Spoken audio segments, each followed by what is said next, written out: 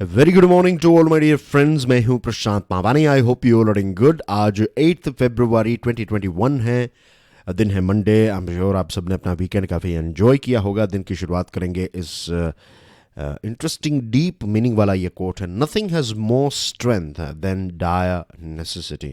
अगर आप किसी चीज़ को आपकी आवश्यकता नेसेसिटी बना दे कि आई नीड दैट थिंग, उसके बिना काम चलेगा ही नहीं, तो फिर आप कुछ भी करेंगे, you will do whatever it takes to make sure that that particular thing is part of your life. आप सारी कोशिश करेंगे कि वो चीज़ whatever it is, चाहे पैसा हो, चाहे कार हो, चाहे बंगला हो, चाहे लव हो, चाहे सक्सेस हो, whatever it is, अगर आप किसी भी चीज़ को एक नेसेसिटी बना देते हैं तो अपने आप में एक स्ट्रेंथ पैदा होती है।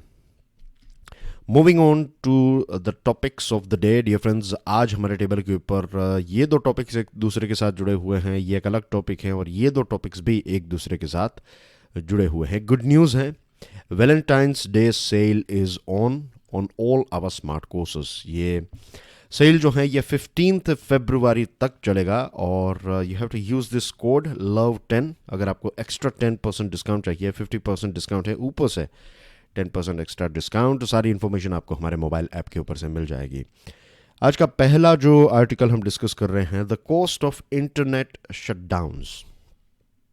इंटरनेट शटडाउन की बात करें तो दुनिया के जितने भी डेमोक्रेटिक कंट्रीज हैं उसमें सबसे ज़्यादा इंटरनेट शटडाउन अगर किसी देश ने किया है तो ये शर्म की बात है कि दुनिया की सबसे बड़ी डेमोक्रेसी यानी कि हम भारत, इंडिया ने सबसे ज़्यादा, दुनिया में सबसे ज़्यादा इंटरनेट शटडाउन्स जो हैं वो किया।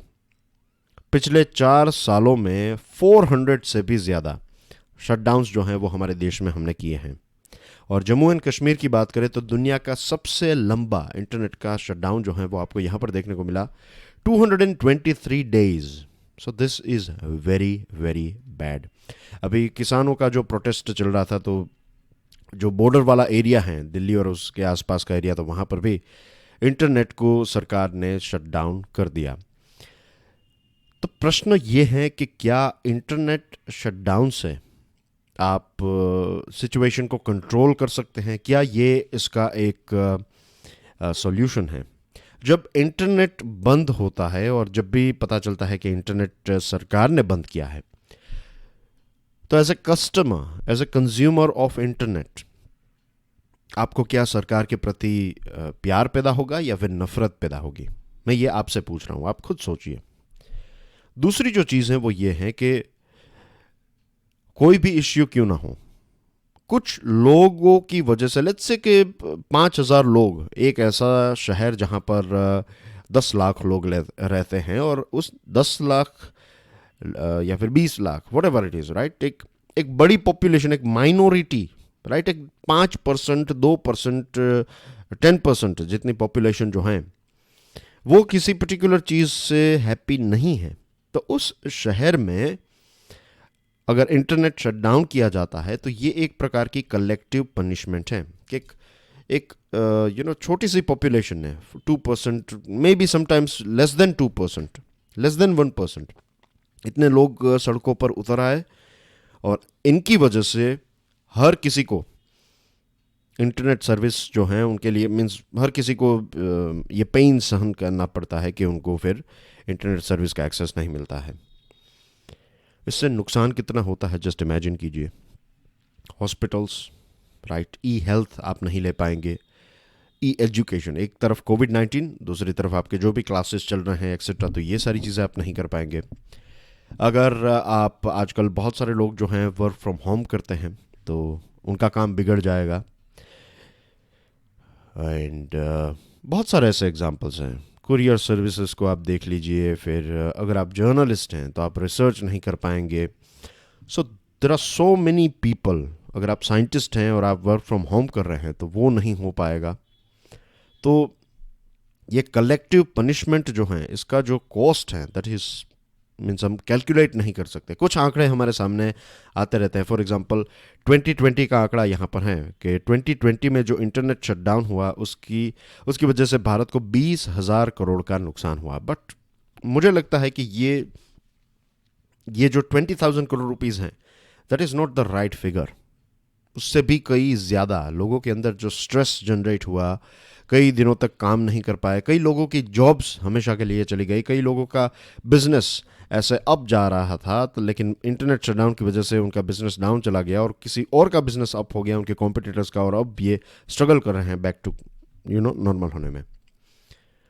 N overreach of governments on citizens rights and liberties. Internet को बंद कर देना ये डेफिनेटली एक प्रकार से सरकार जब चाहे आपके जो राइट्स हैं, आपकी लिबर्टीज़ हैं, उसको बंद कर रही है या फिर कंट्रोल कर रही है, ऐसा नज़र आ रहा है। और वो भी डेमोक्रेटिक देशों में।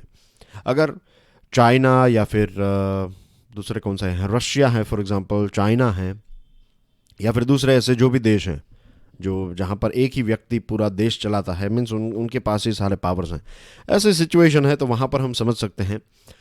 लेकिन डेमोक्रेटिक देशों में जहाँ पर हम हमारे रिप्रेजेंटेटिव्स को वोट देकर वहाँ पर बिठाते हैं, और ऐसे देशों में अगर भारत डेमोक्रेसी वाइज हमें टॉप डेमोक्रेसीज में होना चाहिए, लेकिन आई डोंट थिंक सो हमारा एस्पिरेशन फ़िलहाल वो है। लॉन्ग टर्म गोल शायद वो होगा, या फिर 10 पॉइंट्स वाला एक लिस्ट बना ले तो शायद 9th या फिर 10th पोजीशन के ऊपर हमारा लक्ष्य शायद ये हो। आई एम टॉकिंग अबाउट एक सीरियस लक्ष्य, राइट, जेन्युइनली किसी चीज़ की एक चाहत अगर हमारे देश में, तो डेमोक्रेसी में, डेमोक्रेटिक देशों की अगर बात करें तो उस लिस्ट में हम टॉप 10 कंट्रीज में आए, ऐसा आई डोंट थिंक सो कि हमने फिलहाल ऐसा कोई लक्ष्य रखा है। लेकिन that will be a growth से भी, अगर आप 11%, 15% या फिर $5 ट्रिलियन की economy, it looks good, it sounds good. और ऐसा नहीं है कि $5 ट्रिलियन की इकोनॉमी का एस्पिरेशन हमें नहीं रखना चाहिए। यस, हमें रखना ही चाहिए। I would say 10-50 trillion dollar की इकोनॉमी का एस्पिरेशन रखें हम, लेकिन सिर्फ ग्रोथ से कुछ नहीं होता है। You need development. अगर सिर्फ ग्रोथ हो रहा है, आप सिर्फ पैसे कमाए जा रहे हैं लेकिन आप जीवन नहीं जी रहे हैं, आपका फैमिली को टाइम नहीं दे रहे हैं, आपके बच्चे को एजुकेशन नहीं दे रहे हैं, आपके माता पिता को दवाई की आवश्यकता है, you are not giving that, you are not providing that, तो आपके पैसे किस काम के? Same thing applies to a country as well. Double digit growth हो रहा है लेकिन लोगों का एजुकेशन स्टैंडर्ड नहीं बढ़ रहा है, जो बच्चों की मृत्यु हो जाती है, इन्फेंट मोर्टालिटी रेट, वो कम नहीं हो रहा है। महिलाओं के अंदर 50% जितनी महिलाओं में एनीमिया है। तो ये सारे इश्यूज अगर हैं तब तक आपका ग्रोथ किसी काम का नहीं है, इज़न्ट इट? जनवरी 2020 की बात करें तो सुप्रीम कोर्ट ऑफ इंडिया ने, सुप्रीम कोर्ट ने ये क्लियरली बता दिया है कि आर्टिकल 19 के तहत ये जो right to access the internet, ये एक हमारा मौलिक अधिकार है। Right to access the internet is one of our fundamental rights alongside the freedom to carry on any trade, business और occupation over the medium of internet. तो ये एक हमारा मौलिक अधिकार है, लेकिन क्या ये अधिकार हर किसी को, ये अधिकार क्या हर किसी के लिए उपलब्ध है? The answer is no. सरकार जब चाहे तब इसके ऊपर एक बैन लगा देती है, एक स्टे लगा देती है। अब ग्लोबलाइजेशन, डिजिटाइजेशन, कनेक्टिविटी का ज़माना हम ऑलरेडी जी रहे हैं, और इंटरनेट एक ऐसी चीज़ है कि देखिए, अगर कोई सिर्फ एंटरटेनमेंट के लिए इंटरनेट देख रहा है तो शायद उनके ऊपर इतना ज़्यादा इम्पैक्ट ना हो, लेकिन जिनका बिजनेस, जिनकी रोज़ी रोटी अब इंटरनेट के ऊपर चल रही है, अगर उनके लिए अगर आप इंटरनेट बंद कर दें तो जस्ट इमेजिन करें कि उनकी सिचुएशन क्या होगी। तो what can be A solution for it? इसका सॉल्यूशन ये है कि सरकार एक मॉडर्न और एक इंडिपेंडेंट इंस्टीट्यूशन तैयार करे, एक ऐसा इंस्टीट्यूशन जो लोगों की इंटरनेट की जो रिक्वायरमेंट है, एक फंडामेंटल राइट जो है इंटरनेट को यूज़ करना, उसके साथ साथ अगर रायट लाइक सिचुएशन है, फॉर एग्जांपल अगर सोशल मीडिया के ऊपर कुछ ग्रुप्स ने मिलकर कुछ ऐसी बातें की कि भाई वायलेंस जिससे हो सकता है, तो उन चीज़ों को हम डिटेक्ट कर सके, उन चीज़ों को हम डिलीट कर सके, जितने जितने लोगों तक वो मैसेज पहुंचा है वो सारे मैसेजेस एक साथ हम डिलीट कर सकें। अगर कोई ऐसा भड़काऊ भाषण है या फिर भड़काऊ वीडियो है या फिर स्टेटमेंट है तो इंटरनेट से ही उसको हटाया जाए, और ये एक इंडिपेंडेंट इंस्टीट्यूशन को करना होगा। एक ऐसा स्ट्रॉन्ग इंस्टीट्यूशन हमें बनाना होगा जिसका किसी भी पार्टी का इन्फ्लुएंस इसके ऊपर ना हो। अगर ऐसा ना हो कि आज बीजेपी पावर में है तो बीजेपी का ही एक व्यक्ति वहाँ पर बैठा हो और कांग्रेस या फिर दूसरी जो पार्टीज़ हैं उनके द्वारा दिए गए स्टेटमेंट्स को वो इंटरनेट से डिलीट कर दे और सिर्फ भाजपा की ही बातें आए। कल ऐसा भी ना हो कि कोई XYZ पार्टी, बीजेपी हार गई और कोई और पार्टी आई, आम आदमी, कांग्रेस, XYZ जो भी हैं, फ्यूचर में कोई भी पार्टी आती है तो उस पार्टी का व्यक्ति जो है या फिर उसकी विचारधारा जो है वो इस इंस्टीट्यूशन के ऊपर हावी बिल्कुल नहीं होनी चाहिए। UPSC या फिर इलेक्शन कमीशन ऑफ इंडिया, जितने स्ट्रॉन्ग इंस्टीट्यूशंस हैं उतना ही एक स्ट्रॉन्ग इंस्टीट्यूशन जो है वो हमें क्रिएट करना होगा कि अगर किसी एरिया में आपको इंटरनेट शट डाउन करना है तो ये डिसीजन फाइनली ये इंस्टीट्यूशन लेगा और जस्टिफिकेशन भी देना पड़ेगा कि क्यों आपने शट डाउन किया। और शट डाउन इसका सॉल्यूशन नहीं होगा, आई वुड रादर से कि कस्टमाइज्ड शट डाउन। जिन जिन लोगों को ऐसा लगता है कि ये व्यक्ति जो हैं इन्होंने इस मैसेज को फॉरवर्ड किया है या फिर इस मैसेज को वायरल किया है, वायरल करने में एक रोल प्ले किया है, तो आई वुड से कि इंटरनेट कट डाउन करने से तो अच्छा है कि ऑटोमेटिक ऐसे सिस्टम हो कि इस प्रकार की चीज़ों को हम डिलीट ही कर सकें। That is possible. एक अच्छी टीम बनाकर, टेक्नोक्रेट्स को ऑन बोर्ड लेकर एक अच्छी टीम बनाकर इसका कोई सोल्यूशन निकाला जा सकता है। रिकनेक्टेड, ये पायोनियर का एक एडिटोरियल है। इसके सिर्फ 4 ही इंपॉर्टेंट पॉइंट्स हैं क्योंकि बाकी के इंपॉर्टेंट पॉइंट्स हमने ऑलरेडी डिस्कस कर लिए हैं।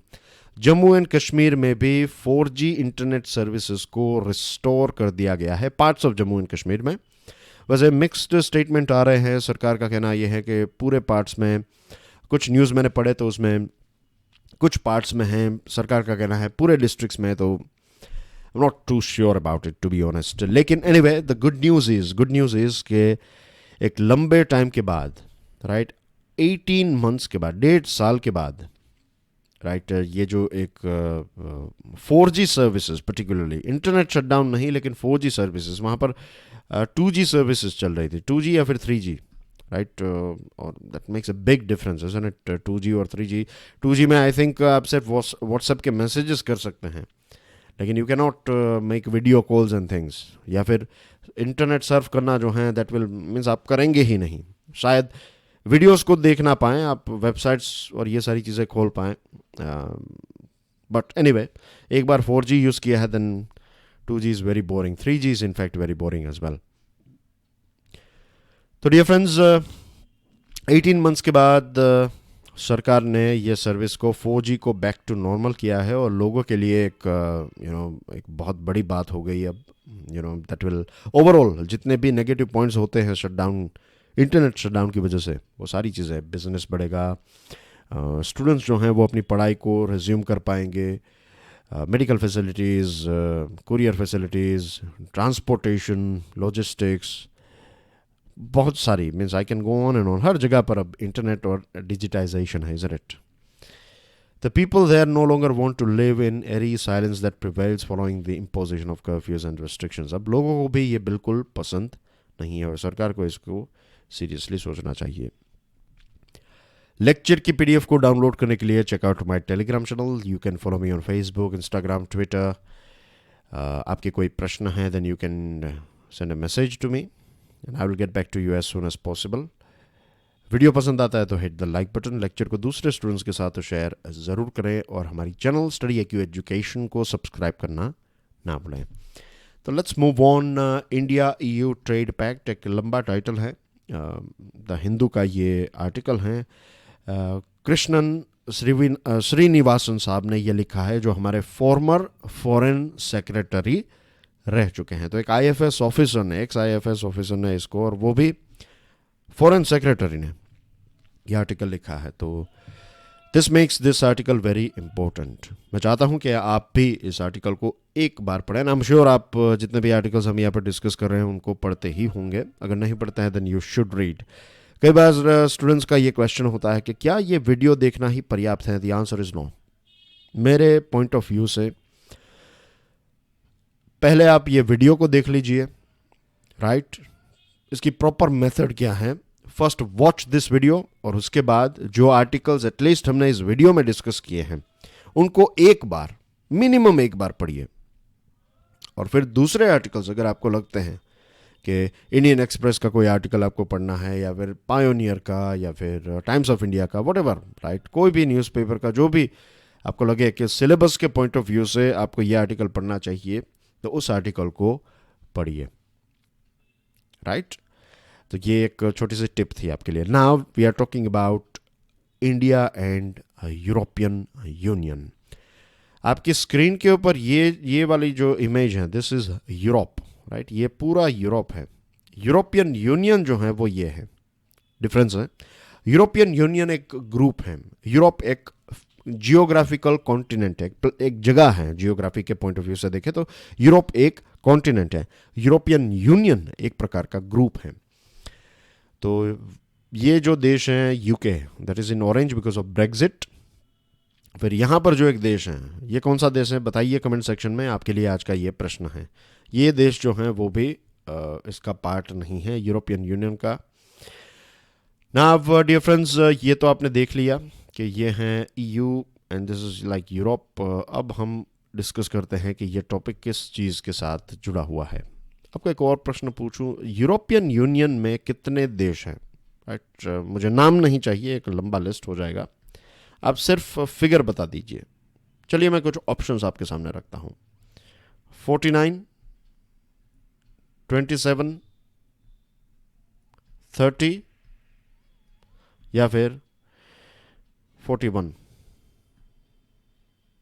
कितने देश हैं यूरोपियन यूनियन में? Stick your answer in the comment section. Okay, तो भारत सरकार ये चाहती है कि यूरोपियन यूनियन के साथ हम एक इन्वेस्टमेंट और ट्रेड के साथ जुड़ा हुआ एग्रीमेंट जो है उसकी नेगोशिएशन को स्टार्ट करें। 2007 से बातचीत चल रही है, उससे पहले भी बातचीत चल रही थी। The discussion that began on a comprehensive free trade agreement in 2007 but were aborted due to the differences on movement of professionals, labors, human rights and environmental issues, and India's high tariffs, inconsistent tax regime and non-payment of arbitral awards.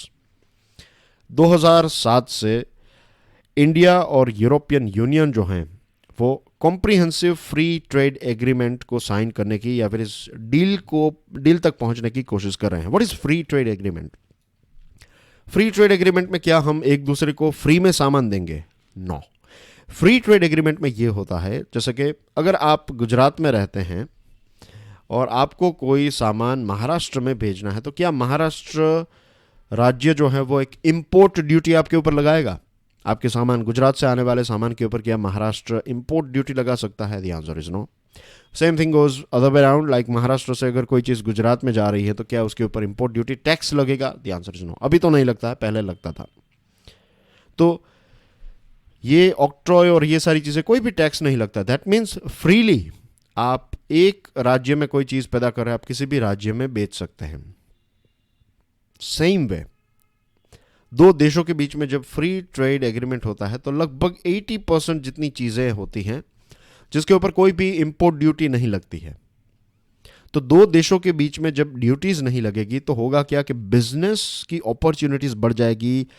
कोई चीज़ आप यहाँ पर पैदा कर रहे हैं, वो part, particular part जो है, स्पेयर पार्ट लेट्स से, वो यूरोप में सबसे बेस्ट मिलता है, तो आप वहाँ से मंगवाएंगे और वहाँ से मंगवा कर भारत में वो चीज़ पैदा करके किसी और देश में बेचेंगे, क्योंकि ये सारी इंपोर्ट ड्यूटीज और ये सारी चीज़ें चलेगी because of free trade agreement. तो बिजनेस ट्रांजैक्शंस बढ़ जाता है, बिजनेस करने के चांसेस जो हैं वो काफ़ी बढ़ जाते हैं।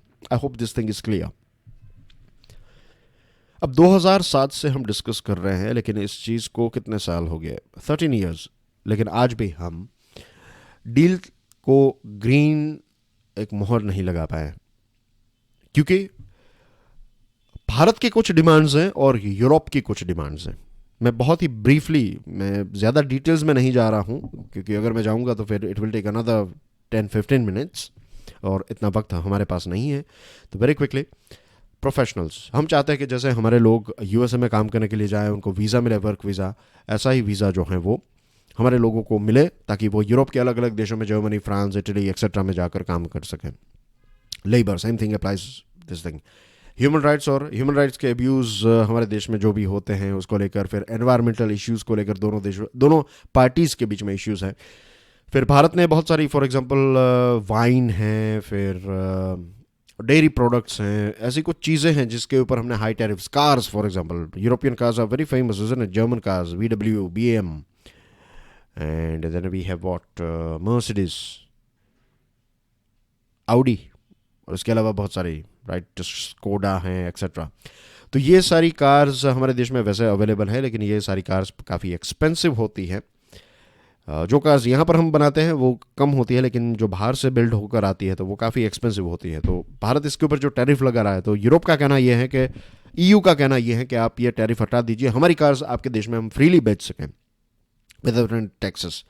तो ऐसा कुछ कीजिए. लेकिन इसको लेकर इंडिया जो है वो राज़ी नहीं है. फिर इंडिया का कहना यह है कि हमारे देश की जो महिंद्रा, टाटा, मारुति एक्सेट्रा और जो भी कंपनीज, टोयोटा एक्सेट्रा यहाँ पर कार्स पैदा कर रही है, तो उनका बिजनेस जो है वो चौपट हो जाएगा. तो इट इज़ बेटर कि आप यहाँ पर आइए, मैन्युफैक्चरिंग प्लांट लगाइए और हाँ यहाँ पर कार्स बेचिए. तो वो भी पॉसिबल नहीं है, क्योंकि फिर यूरोपियन यूनियन की सिचुएशन ये हो जाएगी कि यूरोप में मिलने वाली कार्स भी भारत में पैदा होगी, क्योंकि इट विल बी चीपर, और यहाँ से वो एक्सपोर्ट की जाए तो भी it will be much cheaper. तो फिर वहाँ पर जॉब्स चली जाएगी. तो ये काफ़ी लेयर्स हैं, ऑनियन की तरह है, जितने लेयर्स आप निकालते जाए उतना लेयर निकलता ही जाता है. कोविड-19 से पहले की एक बात बता दूं को, तो ये जो कोविड-19 और ये ब्रेग्जिट हुआ, उससे पहले यूरोपियन यूनियन की जो टोटल इकोनॉमी है, जितने भी देश हैं इसके जो देश थे ब्रिटेन को ऐड करते हुए, तो ये सारे देशों का जो जीडीपी का वेट था वो यूएसए की जीडीपी, जो यूएसए की इकोनॉमी है, मीन्स जीडीपी जो है उसके समान था. हाँ, तो ये एक बहुत ही इम्पोर्टेंट एक यूनियन है, एक बहुत ही इम्पोर्टेंट पार्टी है. और कॉन्टिनेंट्स की बात करें तो द रिचेस्ट कॉन्टिनेंट जो है वो भी ये है, काफ़ी डेवलप्ड है. तो भारत का एक यूएसए जैसा ही, यूएसए एक बहुत बड़ा ट्रेडिंग पार्टनर है, इसी प्रकार से भारत का भी एक बहुत इंपॉर्टेंट ट्रेडिंग पार्टनर है EU. लेकिन EU में भी काफ़ी झगड़े चल रहे हैं. फॉर एग्जांपल, हंगेरी और पोलैंड जो है उन्होंने काफ़ी ऑब्जेक्शन किया था ये कोविड-19 रिकवरी पैकेज को लेकर, और वहाँ पर EU में ऐसा है कि हर एक देश के पास वीटो पावर है. अगर किसी देश ने मना कर दिया तो फिर आप डिसीजन नहीं ले पाएंगे, आपको उस सभी देशों को एक साथ यस कहनी पड़ती है, या फिर एक ने भी नो कहा तो फिर आप आगे नहीं बढ़ सकते. तो ये एक इश्यू है. दूसरी जो चीज़ है वो ये है कि बहुत सारे देशों में अब यूरोस्केप्टिक मूवमेंट्स भी हो रहे हैं. एंटी यूरोपियन यूनियन पार्टीज भी आ चुकी है. जर्मनी में इलेक्शंस होने वाले हैं, नेदरलैंड्स में इलेक्शंस होने वाले हैं, और बहुत सारी ऑपोजिशन पार्टीज जो हैं वो एंटी यूरोपियन यूनियन है.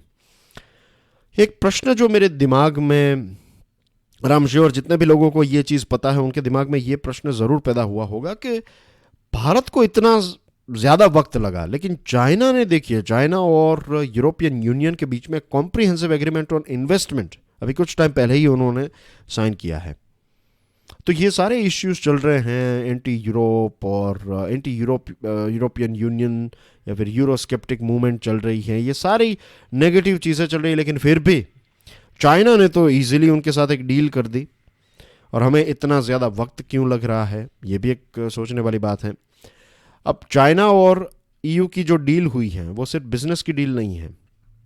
अब समझिए कि USA और चाइना के बीच में जो ये तनाव चल रहा है, तो उस तनाव में यूरोप न्यूट्रल रहेगा. यूरोप ना तो USA की साइड लेगा ना कि चाइना की. पहले यूरोप, जिसको एक डेमोक्रेटिक कॉन्टिनेंट माना जाता है, जो नेचुरली USA के ज़्यादा करीब है, historically as well, people to people contact के पॉइंट ऑफ व्यू से देखें, ट्रेड के पॉइंट ऑफ व्यू से देखें, तो USA और यूरोप एक दूसरे के काफ़ी नज़दीक हैं. लेकिन अब सोचिए कि वो, आई एम नॉट सेइंग कि चाइना की तरफ अपना झुकाव दिखाएगा, नो, लेकिन न्यूट्रल हो जाएगा. तो कहीं ना कहीं डेमोक्रेटिक वर्ल्ड जो है वो धीरे बिखर गया, ऐसा आप कह सकते हैं. फिर एक कॉमन सिक्योरिटी और डिफेंस पॉलिसी को लेकर भी काफ़ी डिवीजन है. मैक्रोन कह रहे हैं, फ्रांस कह रहा है कि कॉमन सिक्योरिटी और डिफेंस पॉलिसी होनी चाहिए, कुछ देश कह रहे हैं कि नहीं, अलग अलग होने चाहिए. तो ये सारे इश्यूज़ हैं. और फिर देखिए, 40 सालों के बाद नेदरलैंड्स में रायोट्स लाइक सिचुएशन देखने को मिले, इटालियन प्राइम मिनिस्टर को रेजिग्नेशन देना पड़ा. तो ऐसे बहुत सारे पॉलिटिकल इवेंट्स जो हैं वो यूरोपियन यूनियन में चल रहे हैं. Staying watchful. This one is about monetary policy committee. MPC ने ये डिसीजन लिया कि जो रेपो रेट है, जिसको आप कहते हैं कि benchmark policy rate, right, benchmark interest rate जिसको कहते हैं, या फिर रेपो रेट। तो रेपो रेट जो है उसको अनचेंज्ड रखा है, 4% है रेपो रेट, तो उसको 4% ही रखा है, कोई भी बदलाव नहीं किया है, और स्टेंस को भी एकोमोडेटिव रखा है। रिकवरी के बारे में आरबीआई का कहना यह है कि ट्रैक्शन, धीरे धीरे ट्रैक्शन, यानी कि धीरे धीरे रिकवरी हो रही है, मीन्स हम राइट डायरेक्शन में जा रहे हैं, और जो भी सपोर्ट चाहिएगा ग्रोथ के लिए वो देने के लिए आरबीआई जो है वो तैयार हैं।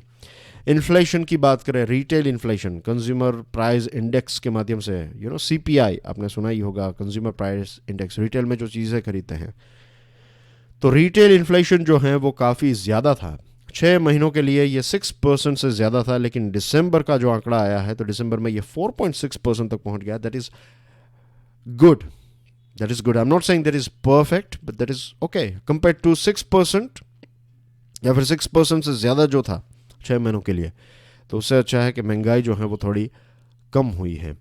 और कोविड-19 वैक्सीनेशन की ड्राइव स्टार्ट है हमारे देश में, लगभग 60 लाख लोगों को हमने वैक्सीनेट कर दिया है, तो इससे काफ़ी एक पॉजिटिव माहौल है इकोनॉमी में। इसके अलावा यूनियन बजट ने भी इंफ्रास्ट्रक्चर, इनोवेशन, रिसर्च, ये सारी चीज़ों को बूस्ट दिया है, तो इसकी वजह से भी मार्केट जो है उसमें एक पॉजिटिव वाइब देखने को मिलेगी। मार्केट सिर्फ फैक्ट्स के ऊपर नहीं, मार्केट में सेंटिमेंट्स भी काम करते हैं।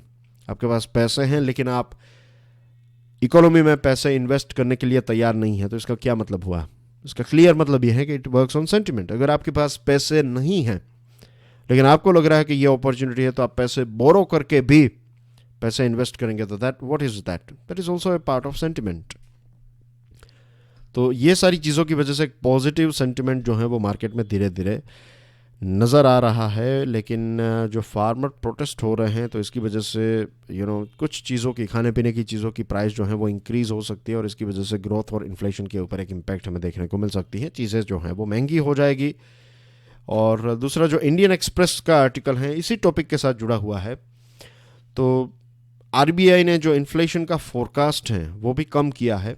पहले जो फोरकास्ट, लास्ट जो 4th क्वार्टर के टाइम पर जो फोरकास्ट आया था उसमें ये बताया था, 4th क्वार्टर के बारे में, जो पहले दिसंबर के टाइम पर बाई मंथली पॉलिसी में जो सरकार ने, नॉट सरकार, एमपीसी ने जो एक फोरकास्ट किया था, मॉनेटरी पॉलिसी कमेटी, या फिर आप कह सकते हैं आरबीआई ने जो कहा था दिसंबर में कि इन्फ्लेशन 5.8% होगा जनवरी, फरवरी और मार्च का, लेकिन ये 5.2% फिलहाल कहा है, तो इन्फ्लेशन में ड्रॉप, तो दैट इज़ गुड, महंगाई जो है वो कम होगी। In the months thereafter, it expects inflation to range between 5 to 5.2%, trending downward to 4.3% by the 3rd quarter of 2021-2022, easing the committee's constraint. जैसे इन्फ्लेशन कम होगा तो that will be good, right, क्योंकि जब आप पैसों का फ्लो बढ़ाते हैं तो इन्फ्लेशन बढ़ने के चांसेस होते हैं। लेकिन फिलहाल 4% जो रेपो रेट है, इसका मतलब पैसों का फ्लो जो है वो काफ़ी बढ़ा दिया है, और इन्फ्लेशन भी धीरे धीरे ड्रॉप होता जाएगा, तो दैट विल बी गुड। उससे क्या होगा कि पैसे भी हैं, महंगाई कम है, तो फिर ग्रोथ होने के चांसेस बढ़ जाते हैं। और ओवरऑल इकोनॉमी की बात करें तो जो इंटरनेशनल मॉनिटरी फंड है उनका कहना यह है कि भारत की इकोनॉमी 11.5% से ग्रोथ होगी, लेकिन जो आरबीआई है उनका कहना है 10.5%, लेकिन डबल डिजिट है, so that's not bad. Uttarakhand में जो ट्रेजेडी हुई, रिलीफ एंड रेस्क्यू ऑपरेशंस चल रहे हैं। Government to reply to discussion on motion of thanks, फिर प्राइम मिनिस्टर ने 4,700 करोड़ रुपीज़ के जो 4 इंफ्रास्ट्रक्चर के प्रोजेक्ट्स हैं वो देश के नाम किए। 58 लाख, लगभग आप मैंने 60 लाख कहा, 58 लाख लोगों को अभी तक कोविड-19 की वैक्सीनेशन हमारी सरकार ने दे दी है। DGNDRF says team will ensure safety of every missing person in Uttarakhand. Finance minister ने टैक्स पेयर्स के बारे में ये कहा कि टैक्स पेयर्स जो हैं उसके ऊपर सरकार भरोसा करती है और फैसिलिटेटर के तौर पर सरकार काम कर रही है। जितेंद्र सिंह साहब ने कहा है कि नए लॉज जो किसानों के लॉज हैं वो किसानों के हित के लिए हैं। यूएसए जो है वो तब तक सैंक्शंस ईरान के ऊपर से लिफ्ट नहीं करेगा जब तक ईरान JCPOA के टर्म्स एंड कंडीशंस को उसके रिजल्ट्स को पैदा ना करे तब तक। Netherlands blanketed by first major snowstorm to hit in a decade. Bangladesh ने पूरे देश में कोविड-19 वैक्सीनेशन प्रोग्राम को लॉन्च किया है। चाइना ने एंटी मोनोपोली रूल्स बाहर निकाले हैं, इट्स वेरी स्ट्रेंज। और अजय सिंह जो हैं वो री इलेक्ट हुए हैं as a president of boxing federation of India. Dear friends, अगर आप यूपीएससी की प्रिपरेशन कर रहे हैं तो यूपीएससी का जो एक डेडिकेटेड कॉम्प्रिहेंसिव स्मार्ट कोर्स है उसके ऊपर भी वैलेंटाइंस डे डिस्काउंट चल रहा है। सारी इन्फॉर्मेशन आपको हमारे मोबाइल ऐप के ऊपर से मिल जाएगी। And that's everything from my side today. I'll see you tomorrow. Till then, enjoy your studies. God bless you all. Jai Hind.